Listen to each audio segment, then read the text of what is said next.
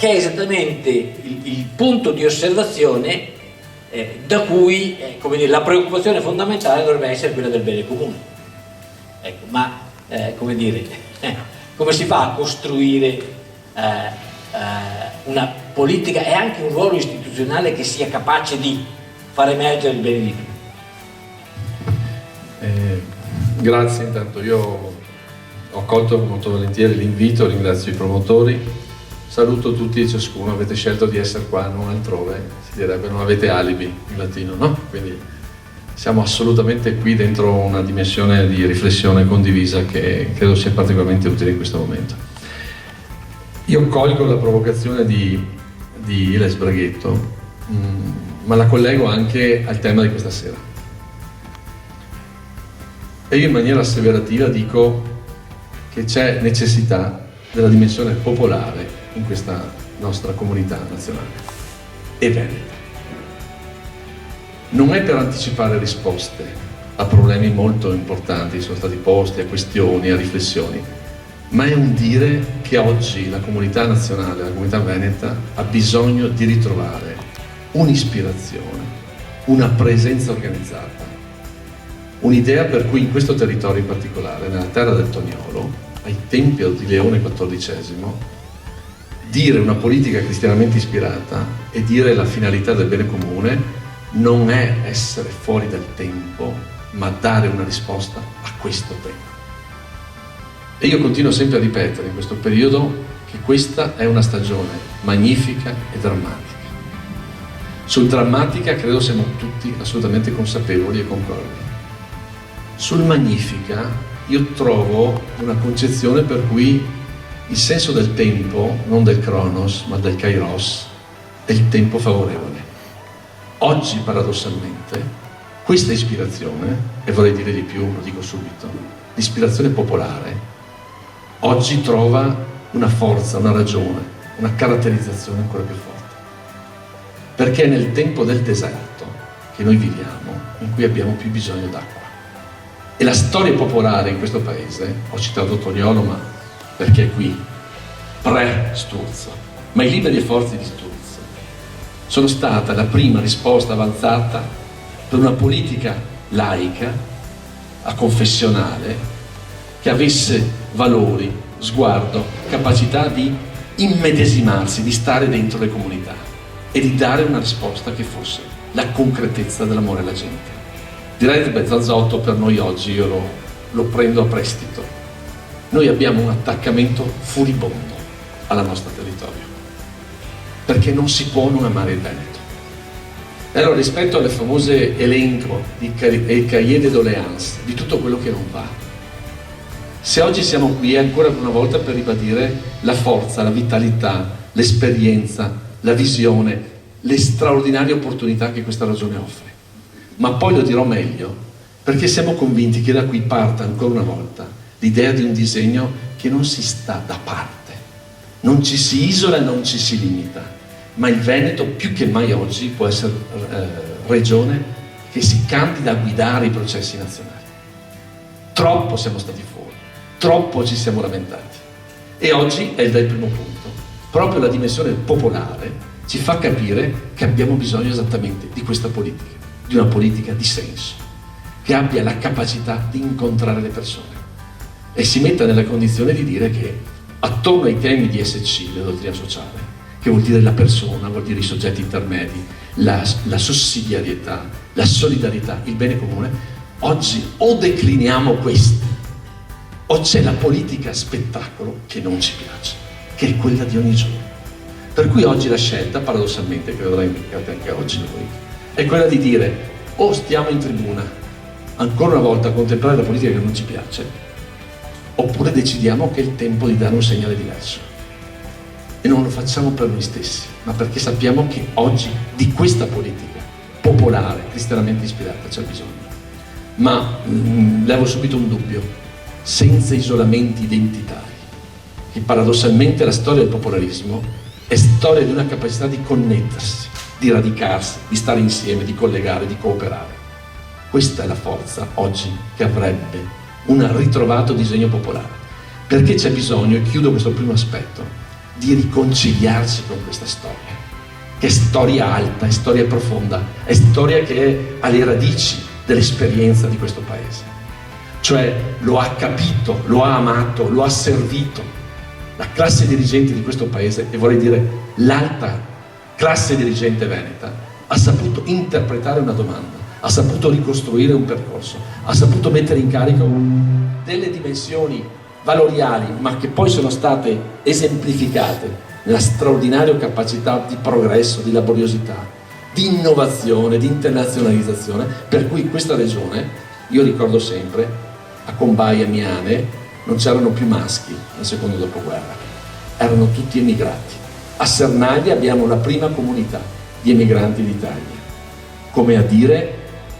il riscatto poderoso di una terra che a un certo punto ha ritrovato però, grazie alla credibilità,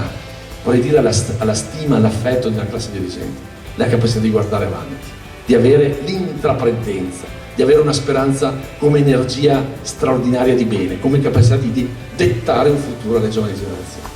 Su questo dico, noi dobbiamo riconciliarci e riconoscere che cosa? Che questa storia popolare è stata storia che ha vinto, ha accompagnato la dimensione democratica nel nostro paese, ha vinto la sfida del terrorismo, per cui in questo paese, io non lo dimentico mai, ci sono stati i migliori statisti, giornalisti, giudici, operatori del sociale, che sono morti sotto le pallottole di criminali che tentavano di uccidere la democrazia attraverso i loro migliori esponenti. Questa è stata la storia, questa è storia alta di questo nostro paese. Allora io dico, oggi paradossalmente è la storia di cui non si parla, che sembra espunta dalle dinamiche culturali e sociali. E quindi torna il tema, tempo favorevole oggi, che paradossalmente torna alla DSC, torna alla dottrina sociale come elemento di senso personale e di comunità. Secondo aspetto, allora io dico, allora perché no? Il tema oggi è dire con coraggio, con forza e con lungimiranza, oggi è il tempo di un nuovo pensiero organizzato, popolare. Cioè, come dire, se la politica è un pensiero organizzato, la dimensione popolare deve tornare al primo posto, deve tornare nell'agenda della politica, deve tornare in un tentativo di rimettere a tema questi valori, queste esperienze, questa visione, questo sguardo sull'umanità del nostro tempo e dire che paradossalmente oggi c'è bisogno di un movimento popolare e di un civismo popolare, di un popolarismo civico che rincontri i territori, le comunità, le persone, faccia davvero sussidiarietà, abbia la capacità di stringere legami profondi con chi c'è, con chi opera, con chi nella logica della cooperazione, perché questa è l'unica cosa che noi possiamo fare oggi, cioè mettersi nella condizione per cui non serve, guardate che a un certo punto quando tutti dicono ma se non c'è il proporzionale noi non potremo mai farlo, io ricordo sempre che c'è stato un partito che è diventato con la legge elettorale prevalentemente maggioritaria, di punto in bianco è diventato il primo movimento politico d'Italia. Allora questo mondo cattolico che chiede una nuova offerta politica, perché noi non dimentichiamo che a partire dal mondo cattolico c'è una fascia di disaffezione, di astensionismo, ci sono tante persone che non si riconoscono nell'offerta politica attuale. Allora su questo credo sia oggi di avere il coraggio della novità, dell'intraprendenza politica, cioè di dire oggi è un tempo per cui una proposta politica che sia originata dal territorio, umile perché raso terra rispetto alle dimensioni dei contatti con le persone, alta nella prospettiva, capace di comunicare, moderna nella sua forza di interpretazione del mondo e vorrei dire anche una leadership plurale, diffusa, perché no? Parliamo di una leadership, certo non di partiti proprietari o di partiti di una fideizzazione personalistica, ma di partiti che abbiano movimenti, rassemblement, comunque capacità di mettere insieme una ispirazione, uno sguardo e una visione nuova. Su questo, e chiudo, il tema è il Veneto protagonista. Nella nostra regione, più di altre parti, possiamo noi trovare la formula, la stagione, il terreno migliore per far nascere questa proposta, perché c'è un substrato economico, culturale, sociale che ci invidiano, che oggi ha bisogno di ritrovare soprattutto i fili di un ragionamento, di una prospettiva anche di una relazione con un'offerta politica di nuovo segno. Allora, su questo, ad esempio, io ricordo certamente a livello demografico il tema dell'innovazione, i giovani all'estero, la questione ambientale il tema sociosanitario, quante questioni oggi sono nell'agenda politica. Ma io voglio mettere in evidenza un qualcosa, come dire, che potrebbe fare da protagonista in Veneto, per un Veneto protagonista, è il grande tema della cultura. Questo è uno straordinario dono che noi abbiamo ricevuto e che per tanti anni abbiamo alimentato e che forse per troppi anni adesso abbiamo in qualche modo dissipato. La cultura in questa regione, che è regione di siti UNESCO, che è regione di straordinaria bellezza, che parte dalle Olmiti e arriva a Venezia, che è la prima regione turistica d'Italia, che ha i conservatori, che ha l'arte, che ha la bellezza, che ha di tutto e di più. Ecco, in questo territorio qua noi dobbiamo mettere in moto processi veramente culturali, significativi e di senso, e non come cultura di cornice, ma come cultura che è quadro, che è sostanza, che è primazia, che è volontà di mettere in moto processi.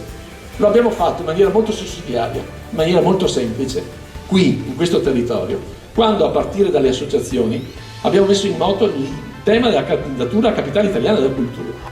Era una sfida impossibile, gli innocenti la fecero, direbbe qualcuno. E noi ci siamo candidati perché abbiamo ritenuto che alla luce di quel bando ministeriale, questo territorio, che una volta tanto non ha voglia di stare ai margini, ma ha chiesto e ha voluto di essere protagonista, ha detto: noi non abbiamo il primato delle biblioteche, dei musei e delle attrezzature culturali, ma abbiamo, alla luce di quello che ci veniva chiesto per la capitale italiana della cultura 2022, abbiamo una prospettiva e uno sguardo di progettualità culturale dentro il dinamismo concreto della società che ci faceva assolutamente partecipi. Quella cosa lì ha sviluppato quella progettualità che noi tutti invochiamo, perché un territorio intero, a partire dalle amministrazioni comunali in prima fila, ma con le dimensioni poi istituzionali, economiche, sociali,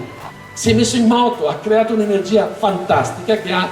portato ad essere nella short list, nei primi 10 di quella candidatura. Ed è stato ribadito l'anno dopo, perché quel tipo di dimensione, questo sguardo a valorizzare quello che siamo, a riconoscere quello che abbiamo, ci ha messo nella condizione di essere poi vincitori nell'anno successivo come città veneta cultura. Questo territorio delle colline del Prosecco di Conigliano Valdobbiadene, come a dire, su questa dimensione qua noi potremmo sviluppare in questo Veneto cose straordinarie. Ecco, questa regione, con questa storia e con queste radici, con questa prospettiva che è di essere un territorio di grandi prerogative, di grandi capacità, tra l'Europa, quindi con un saldo al coraggio europeo, e a livello nazionale. Ecco, su questo io credo si possa innestare l'idea di una speranza nuova, e cioè una storia che si rimette in moto, una dimensione nuova dal punto di vista della narrazione, dell'incontro con le persone, un futuro per le nuove generazioni che sappia dire che attorno a questo territorio c'è davvero la possibilità di agire ancora, di agire per il meglio e di ritrovare finalmente il senso di una politica che sia davvero bene comune. Grazie.